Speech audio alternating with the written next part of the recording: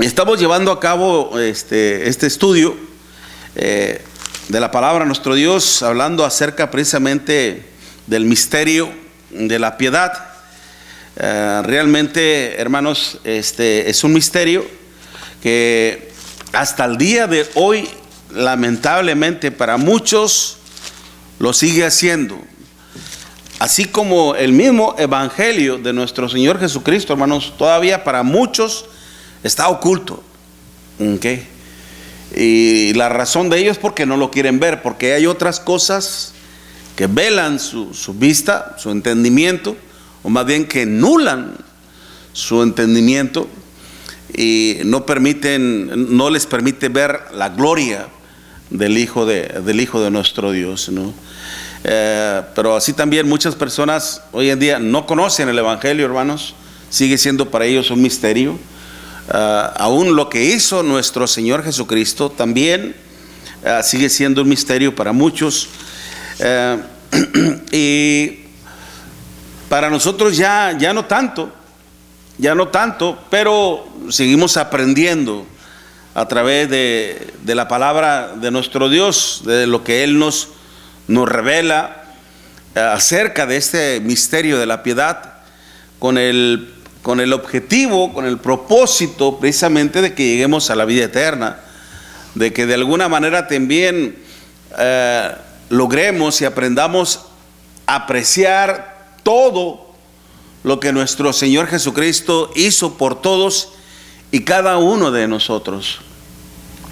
Entonces, la semana antepasada, sí, porque la semana pasada fue el convivio, ¿no? No, ya fue semana pasada. Sí, nos quedamos precisamente en esta interrogancia: ¿por qué en el hombre? Que cuando dice la Escritura, indiscutiblemente grande es el misterio de la piedad.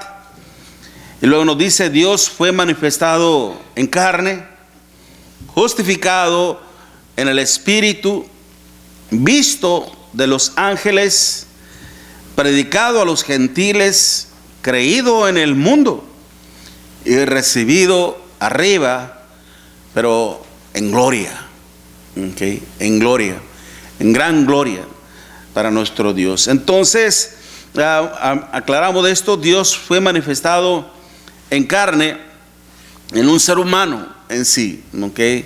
Se hizo visible nuestro Dios al haber adquirido humanidad. Y de esta manera, ciertamente, hermanos, a través de su humanidad, a través de un rostro, sobre todo en aquel tiempo, todos sus contemporáneos, todas las personas que vivieron en su tiempo, pudieron conocer al Hijo de Dios, pero con un rostro. ¿Okay? Mas sin embargo, es obvio que nuestro Dios, hermano, Dios es espíritu, que tomó esa forma corpórea para precisamente cumplir con los propósitos de nuestro Dios. Pero después su cuerpo se transfiguró y se convirtió otra vez en espíritu, en un ser celestial, y volvió a nuestro Dios nuevamente. ¿Por qué razón? Como dice el apóstol Pablo en la primera carta a los Corintios, que lo corruptible no puede heredar lo incorruptible. Lo corruptible es nuevamente una frase, lo que es una metonimia. Les explicaba a los hermanos allá también precisamente lo que es una metonimia, que es usar una palabra en lugar de otra. Es como cuando yo les digo, respeten mis canas. Okay. Respeta mis canas. ¿Cómo voy a respetar tus canas? ¿Qué significa eso? Es un lenguaje figurado. Es decir, respeta mi edad, respeta mis años, respeta que soy una persona mayor. Okay. Todo eso está en lugar de las canas. Okay. Entonces, precisamente, para explicarles esto, ya se me fue perdí la idea, ¿no? De que él tenía un cuerpo en el cual iba a cumplir con todos los propósitos de nuestro Dios. Y se me fue la idea. Que decía que Dios es espíritu también, okay. Pero solamente eso, al cumplir el propósito, el Señor iba a regresar al cielo, no sin antes haber cumplido con todo lo hecho por lo dicho por nuestro Dios. Ciertamente Dios es espíritu. De hecho, acordémonos lo que le decía nuestro Señor Jesucristo a aquella mujer de Samaria: Dios es espíritu, y los que le adoran en espíritu y en verdad es necesario que le adoren. Okay. Ya me acordé cuando Pablo dice que lo corruptible no puede heredar lo incorruptible. Okay. Lo corruptible se refiere a lo que es el cuerpo humano, que es algo, la palabra corruptible, hermanos, es algo que se va corrompiendo, es algo que se va desgastando, es algo que se va deteriorando. Okay. Nuestro cuerpo, pasa el tiempo y nos vamos, empezamos como niños, gateando, y luego dando los primeros pasitos muy apenas, ¿verdad? Y después queremos volar, queremos correr, queremos volar. Pero después viene otra edad, a un punto en donde llegamos a ese límite de donde el cuerpo se desarrolla y después viene para abajo. Y terminamos igual que un niño. A muy duras penas podemos caminar. Okay. Entonces el cuerpo en sí ciertamente se va desgastando, se va deteriorando. Y es por eso que dice que el cuerpo, lo corruptible no puede heredar lo incorruptible, es decir, lo que es eterno, lo que no perece, que lo que nunca se acaba. Entonces, y es por eso que el Señor al final tuvo que tomar un cuerpo así, lo que es celestial. Luego le explico en detalle un poco más en la cuestión de lo que es celestial. Pero ciertamente el Señor, hermanos, porque era un hombre, decíamos, porque a diferencia de todos los seres humanos, nosotros fuimos creados a imagen y semejanza de nuestro Dios. Okay. Somos un reflejo de Dios, okay, y una evidencia misma de la existencia de nuestro Dios. Y hablamos en cuanto a la semejanza también, de que nos hizo igual a Dios, ¿okay? Nos hizo igual a Dios, pero ¿en qué sentido o en qué forma fuimos creados igual a Dios? En el sentido de que fuimos hechos rectos, puros, limpios, sin pecado alguno. Es decir, igual con respecto a su moralidad. Okay. Una moralidad que Dios puso en nosotros, en lo que es ciertamente un ser ingenuo en cuanto a la maldad, puro, limpio, recto, santo, como el carácter mismo de nuestro Dios. Como nuestro Dios pues nos dice allá en 1 de Pedro capítulo 1, ¿verdad? En el versículo 13: sed santos porque yo soy santo. Okay. Sed santos porque yo soy santo. Para que nosotros volviéramos a tener comunión con Él, tuvimos que ser lavados, tuvimos que ser santificados, justificados, para poder tener esa nueva relación con nuestro Dios. Porque al nacer, ciertamente nacimos en esas características. Pero esas características se pierden en el momento en que nosotros pecamos delante de nuestro Dios. ¿Cuándo ocurre eso? ¿Cuándo sucede eso? Acordémonos lo que dice la palabra de nuestro Dios en Génesis capítulo 8. Léalo conmigo para que no se me distraiga.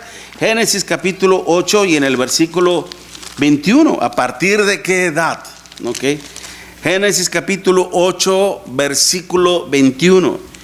Y percibió Jehová olor grato, y dijo Jehová en su corazón: no volveré más a maldecir la tierra por causa del hombre, porque el intento del corazón del hombre es malo desde su juventud.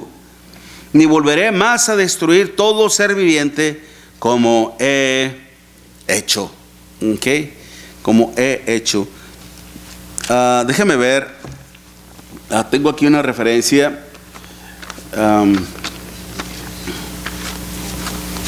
Pero ahí vemos muy claramente, hermanos, que a partir de qué edad, no dice a partir de su nacimiento, como muchas personas suponen. Y esto no es un pensamiento antiguo, hermanos. Bueno, este no es, más bien, no es un pensamiento nuevo, sino que ya es un pensamiento muy, muy antiguo también. En Isaías, en el capítulo 7, Isaías capítulo 7, versículo 16, Isaías 7, versículo 16 dice: porque antes que el niño sepa desechar lo malo y escoger lo bueno, la tierra de los dos reyes que tú temes será, dice, abandonada. ¿Okay? Pero aquí ciertamente es una profecía mesiánica en relación a nuestro Señor Jesucristo. Pero aquí dice: pero antes que el niño sepa desechar lo malo y escoger lo bueno. En el momento en que el niño ya empieza a tener un discernimiento propio, tiene la capacidad de distinguir entre lo que es lo malo y lo bueno. ¿Okay? Y ahí es donde uno interfiere en esa enseñanza misma. Como anteriormente no sé si una vez que hablamos en cuanto al origen de la maldad, ¿verdad? Que el origen de la maldad está en el hombre mismo, en el sentido, desde el momento en que no toma en cuenta a Dios, se inclina hacia la maldad. Desde el momento en que no instruye a sus niños, a sus hijos en el temor a nuestro Dios, mucha maldad se fomenta a través de eso, porque el niño no sabe, si no sabe respetar a Dios, pues no va a saber respetar a sus padres y no va a saber respetar nada. Simple y sencillamente vivirá su vida a su antojo, a su manera, a su modo, y así será, ¿no? Y aparte también de la maldad que hay en el mundo, que muchas de las personas son víctimas de esa maldad y se convierten en un monstruo para la sociedad, lamentablemente. ¿Okay? Pero lo que estamos viendo aquí entonces, precisamente, de que Dios, hermanos, Él nos creó, nos hizo a su imagen, pero también nos creó puros y limpios. Cuando se pierde esa inocencia, cuando se pierde esa pureza, pues cuando peca. ¿Okay? Cuando peca, cuando comete una desobediencia a los mandamientos de nuestro Dios. Y por eso decíamos, porque solo el hombre tiene conciencia. Dios le dio conciencia, su neideisis, que significa literalmente uno conociendo con, ¿ok?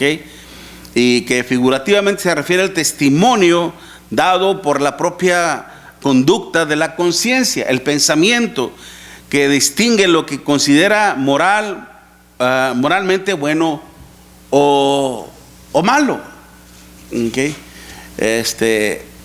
Nosotros tenemos esa conciencia para que precisamente podamos tener una buena moralidad en nuestra vida y saber distinguir. Entonces, lo malo es que a veces, hermanos, se pretende vivir en una doble moralidad, ¿no? Como cuando a veces se quiere juzgar a una persona de un crimen que cometió, y mientras que a otros que cometieron un crimen los justifica, les perdona su delito, su crimen. ¿Okay? Entonces esa es una doble moralidad. Ahora, aparte de eso también, en lo que nos quedamos aquí, que otra de las razones por la cual nuestro Señor Jesucristo vino a tomar una forma humana es para que en su humanidad pudiera ser tentado en todo. La Escritura nos dice en Hebreos capítulo, si va conmigo, en Hebreos capítulo 4, versículo 15, perdón. En Hebreos capítulo 4,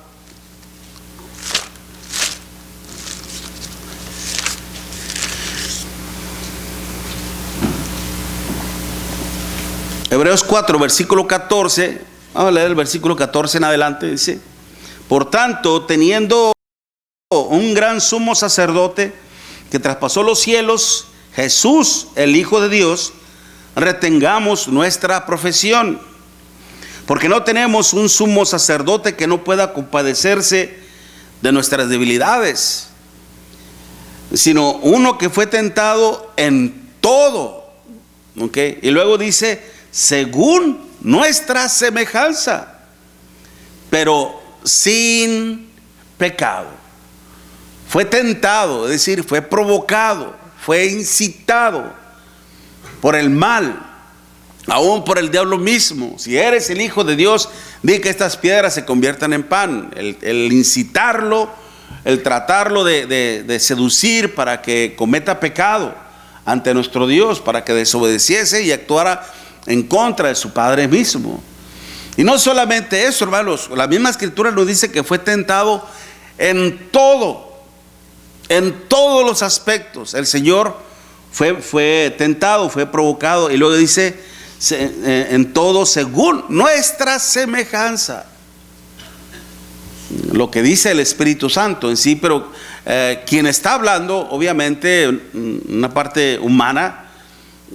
Algunos le atribuyen esta carta al apóstol Pablo, otros a Apolos, porque eran hombres que conocían muy bien todo lo relacionado al judaísmo, todo lo relacionado al Antiguo Testamento. Y sin duda, bien vemos cuando se estudia la carta a los hebreos, hermanos, contiene mucho lenguaje hebraico, mucho teoría en cuanto a lo que es el judaísmo en sí. Okay. Pero no podemos nosotros, si el Espíritu Santo no quiso que nosotros supiéramos quién fue el autor humano, por algo quiso hacerlo, pero el autor principal es el Espíritu Santo, y con eso no debe de ser más que suficiente. Cuando alguien se atreve a decir que es Pablo o que es Apolos, está mintiendo, porque no hay ninguna certeza en cuanto a eso. Pero en lo que nos debemos de enfocar básicamente es en cuanto a su mensaje, en cuanto a su mensaje, en cuanto a su enseñanza, y no tanto en cuanto a quién lo escribió, sino el autor mismo, que es el Espíritu Santo. Amén. Okay. Y es por eso que dice según nuestra semejanza, es decir, nuestra cuerpo humano. Okay. Y sería algo fácil, en el sentido de que fuera tentado, pero que no fuera humano, sino que simplemente fuera un espíritu, ¿okay? un ser celestial. No, pues uno diría, pues qué chiste tiene, no, así pues cualquiera podría hacerlo, ¿okay? Pero no, él pasó por todo eso. Por eso mismo dice, no tenemos un sumo sacerdote que no pueda compadecerse de nuestras debilidades, sino uno que fue tentado en todo. Y precisamente para que Él pudiera compadecerse de nuestras debilidades, Él pasó por todo lo que nosotros sufrimos, padecemos, por todo lo que nos atrae, por todo lo que nos tienta, para que de esta manera Él comprendernos aún mucho más. Él fue nuestro creador, Él fue nuestro hacedor, como lo leíamos en las Escrituras el domingo pasado. Cuando el mismo Espíritu Santo decía, en estos postreros días nos ha hablado por medio del Hijo, a quien constituyó heredero de todo y por quien asimismo hizo el universo. Hizo el universo. Cristo fue el que hizo todo, hermanos. Nos hizo a nosotros. Pero Él estaba en su gloria. Se desprendió de su gloria y vino a ser un ser mortal. Cosa que esto a muchos les impactó, hermanos, principalmente a los judíos, como lo vamos a ver ahorita. ¿Okay? Y porque en su humanidad, ciertamente, hermanos, podía también no solamente ser tentado, sino sufrir, al igual que todos nosotros, padecer al igual que todos los otros. De esa manera, Él mostraba su humanidad, como lo vamos a ver en este momento. Por eso, la manifestación divina y humana, hermanos, de nuestro Señor Jesucristo, que para muchos religiosos, para muchos filósofos en aquel tiempo y religiosos, les resultaba prácticamente imposible. Prácticamente imposible. No puede ser que un hombre se declare por sí mismo un Dios. No. Esto no es posible. Y es por eso que podemos empezar en cuanto, por ejemplo, con los judíos, que no creían que nuestro Señor Jesucristo fuera un Dios. Y mire, vaya conmigo allá en Juan capítulo 5. Juan capítulo 5, versículos 17 y 8. Mientras que va a la escritura, tú me traes el pizarrón.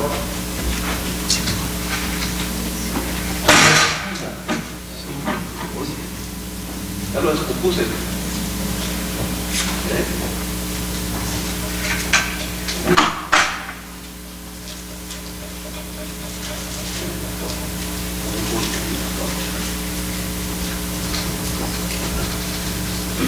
Juan capítulo 5, y dijimos el versículo 17 y 18. ¿Hay marcadores ahí, Ali? ¿Hay marcadores? ¿No, verdad? A ver, aquí está uno. A ver si funciona. Sí. Dice la escritura: y Jesús le respondió: mi Padre hasta ahora trabaja y yo trabaja. Y dice muy bien lo que está diciendo el Señor: mi Padre hasta ahora trabaja y yo trabajo. Y dice el versículo 18: por esto los judíos aún más procuraban matarle, porque no solo quebrantaba el día de reposo, sino que también decía que Dios era su propio Padre, haciéndose igual a Dios. Okay. Si Dios es su Padre, entonces debe de ser igual al Padre. O sea, es una lógica. Es una lógica. Y es por eso que ellos pensaban así. Decía que Dios era su Padre, haciéndose igual a Dios. Y para ellos esto les resultaba una blasfemia. Una blasfemia. Porque ellos sabían muy bien todo lo concerniente al ser humano. Todo lo que hay en el ser humano, el pecado mismo en el ser humano. Y de hecho, miren, esa misma palabra igual, hermanos, que en esa traducción del griego al español es a ver, se me fue el avión. Isos, más bien. Okay. Isos o ison, como está en el texto original. Isos o ison. Igual, en base a esa palabra, implica ser idéntico. Idéntico. ¿En cuanto a qué? Cantidad, en cuanto a cantidad, en cuanto también a calidad. Básicamente en todo. Básicamente en todo. Algo muy parecido en la cuestión del ser humano, en el concepto humano, que muchas veces, obviamente que los hijos, lo que pueden heredar de sus padres es una cuestión genética, que podemos heredar a sus padres, por ejemplo, los gestos, ¿okay? Los gestos, nuestro modo de caminar también, nuestro modo de hablar también, ¿okay? Ese tipo de cosas uno puede heredar, ¿no? En la cuestión genética, en cuanto a la cuestión del cuerpo, en los gestos, en los movimientos, cosas así. No en la cuestión moral, el decir, si mi padre fue si yo soy mujeriego es porque mi padre era bien mujeriego. No. Eso ya es mentira. ¿Okay? Eso ya es mentira. Eso no. Los defectos, tanto los defectos como las virtudes, no se heredan, se transmiten, cosa que es una cosa muy diferente. Se transmiten a través de un mal ejemplo, ¿okay? A través de una mala enseñanza, pero no se heredan. Pero precisamente esa palabra, hermanos, iosis o iosón, implica lo que es ser idéntico.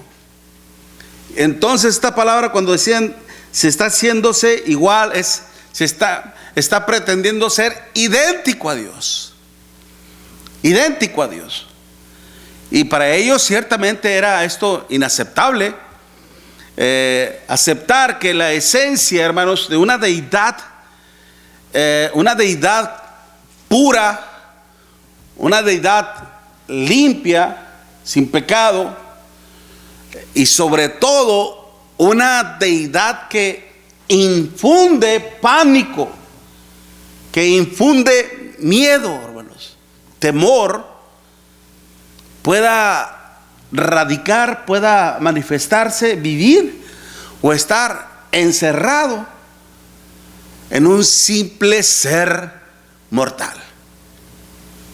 Dice, no, este no sabe ni lo que está diciendo, está loco. Como le decían al apóstol Pablo, estás loco, Pablo, las muchas letras te han vuelto loco. Okay. Y es que cuando la persona, hermanos, no se abre al entendimiento, esto va a resultar una locura y va a resultar, la verdad va a ser en algo inaceptable, inadmitible, okay, por el ser humano. Y es por eso que después intentaron matarlo. Okay. Pero como dice ahí, por esto los judíos aún más procuraban matarle, porque se decía ser totalmente idéntico a nuestro Dios. Crimen, sí lo hicieron, lo llevaron a cabo, le dieron muerte. No meramente al Salvador del mundo, no solamente a un hombre que vendría a ser el Redentor, a un gran libertador, sino principalmente al Hijo de Dios, al Hijo de Dios. Por eso cuando el apóstol Pablo les predicó en el día del Pentecostés, les habló del Evangelio de nuestro Señor Jesucristo, les habló todo lo concerniente a Él en cuanto a las profecías que se habían dicho en relación a Él, les termina diciendo, sepa pues ciertísimamente toda la casa de Israel, que a este Jesús a quien vosotros crucificasteis, Dios lo ha hecho Señor y Cristo. Dios lo ha hecho Señor y Cristo. A este Jesús a quien vosotros crucificasteis, Dios lo ha hecho Señor y Cristo. Dice que al oír esto se compungieron de corazón, porque ellos entendieron muy bien qué significaba esa frase, Señor y Cristo. Okay. Como ya les he dicho anteriormente, esa palabra Señor, Kurios, es amo absoluto, dueño absoluto de todo. Dueño y amo de todo, hermanos.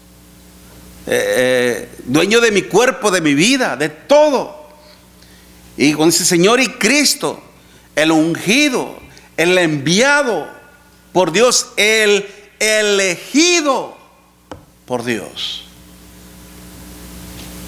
Y realmente ellos supieron que se habían metido en un serio problema con nuestro Dios, que habían cometido un severo pecado con nuestro Dios, y todo por cuanto se dejaron llevar por exactamente las apariencias. Por las apariencias. Miraban a un hombre de vestimentas rústicas, pobre, ciertamente, carente de lujo, un hombre que no atraía nada. Se dejaron llevar por la apariencia externa. ¿Y qué pasó? Mire lo que dice Isaías en el capítulo 53. Hay personas, cristianos, que de repente, hermanos, los ven allá pues discutiendo allá todavía en Israel, y a los israelitas, yo no sé por qué a veces hay gente, y sobre todo religiosos, que veneran al pueblo de Israel, hermano. Oh, es la nación del Hijo de Dios, es la nación de Dios mismo. ¿Y por qué se jactan en eso? Si fue esa nación precisamente quien crucificó a nuestro Señor Jesucristo, que le encarneció terriblemente.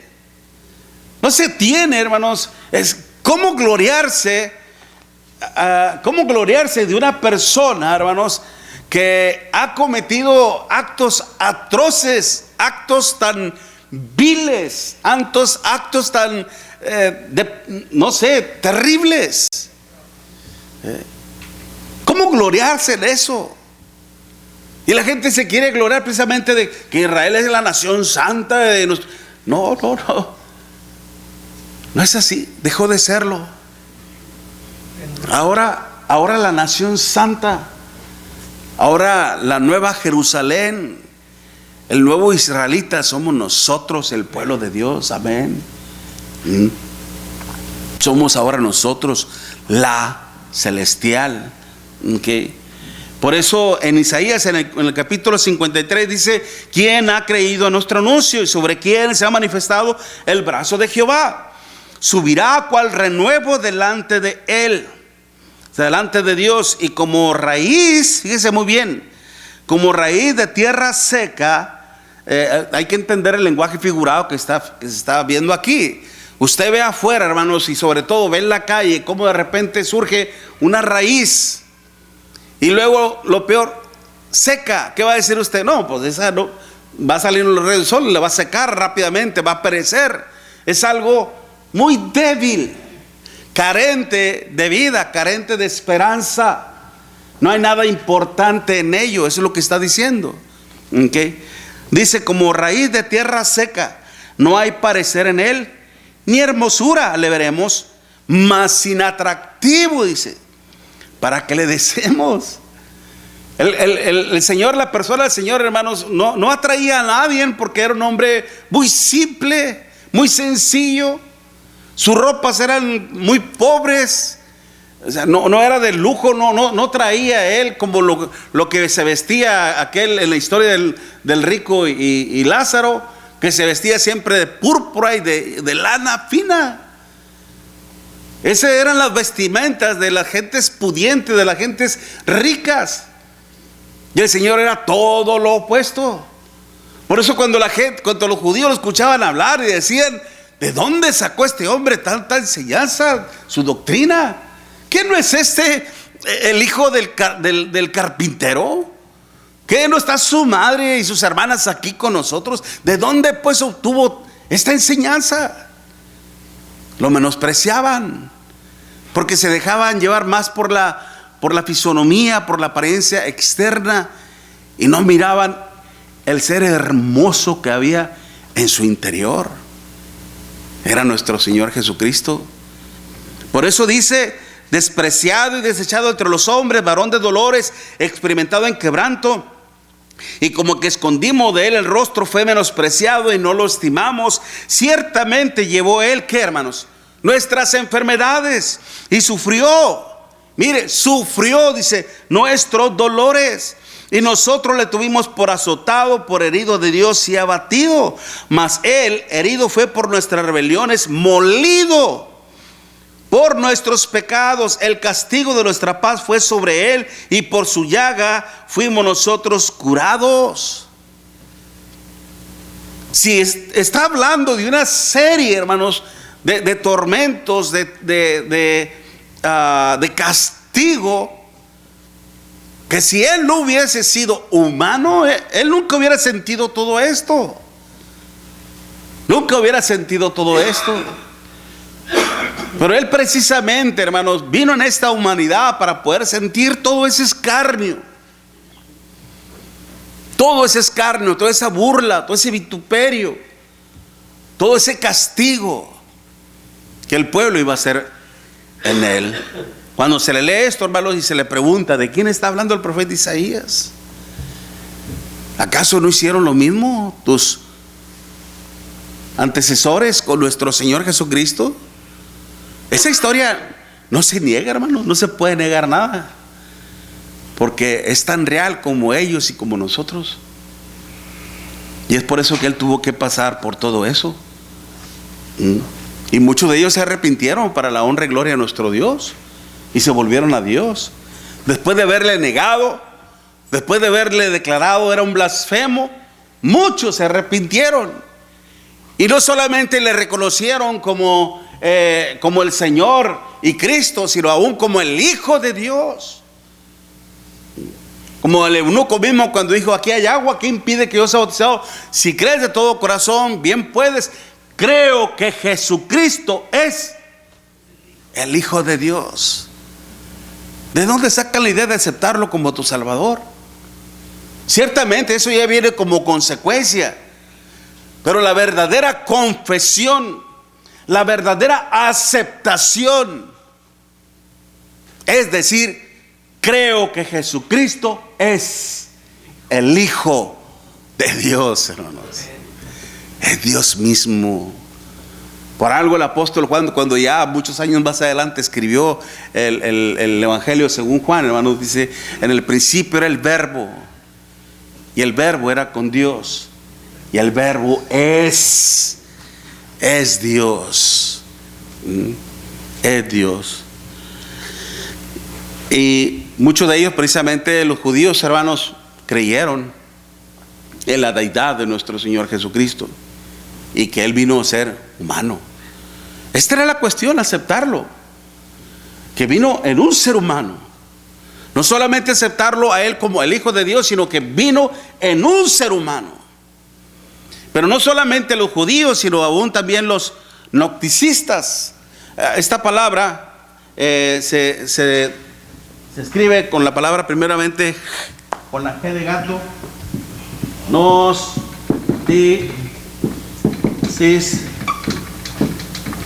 gnosticistas, el gnosticismo.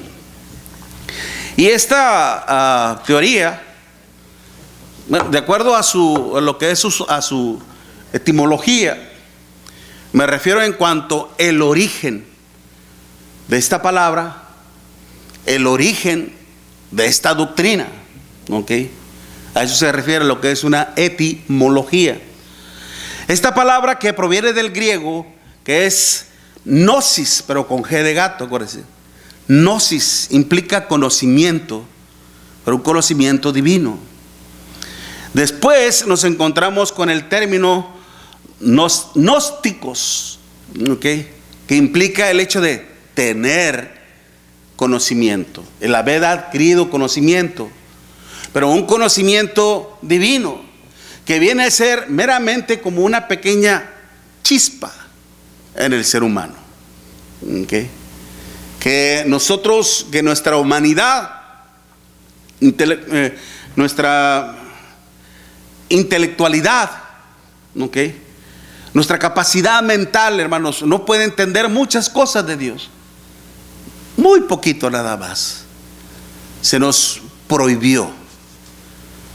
Cuando mismo nuestro Señor nos dice, hermanos, dice, el cual quiere que todo hombre venga al conocimiento de la verdad y sea salvo. ¿Okay? Toda la verdad de nuestro Dios. Ahora, hay una verdad precisamente en la cual nosotros tenemos que conocer principalmente para alcanzar la salvación. No necesitamos conocer toda la Biblia para alcanzar la salvación. Primero hay que conocer lo básico, lo esencial, lo necesario. Como acordémonos, ¿qué fue lo que le dijo el ángel del Señor a Cornelio? Mira, Cornelio, tus oraciones y tus limonas y tus oraciones han subido para memoria de nuestro Dios, pero es necesario que hagas algo. Envía hombres a Jope y haz traer a un hombre llamado Simón. Él te va a decir lo que es necesario que hagas. ¿Y de qué le fue a hablar el apóstol Pedro? ¿Le fue a dar un seminario? ¿Le fue a dar una capacitación de escritural? No, hermanos, simplemente le fue a hablar del evangelio de nuestro Señor Jesucristo, cosa con la cual es esencial, necesario y suficiente para alcanzar la salvación de nuestro Dios. Claro que hay que después aprender más de las cosas de nuestro Dios, ¿ok? Pero este tipo de teoría, hermanos, contiene un conjunto de antiguas ideas y de sistemas religiosos que en aquel tiempo se pusieron, se unieron, ¿ok? Y que vinieron a ser una terrible herejía que atentaba a la iglesia, cosa que realmente, hermanos, vino a ser un tropiezo para muchos de nuestros hermanos en la fe en aquel tiempo. Y no solamente en aquel tiempo, hasta hoy en día. Luego hablamos el próximo domingo, Dios mediante, hermanos, vamos a ir hablando precisamente de lo que es el gnosticismo y también de otra de las teorías que es el docetismo. ¿Okay? Y pues hay que ver también, ¿no?, cómo es que se puede refutar todo esto. Y tengamos cuidado de las doctrinas que hasta hoy en día existen en relación a esto. Dios los bendiga, hermanos.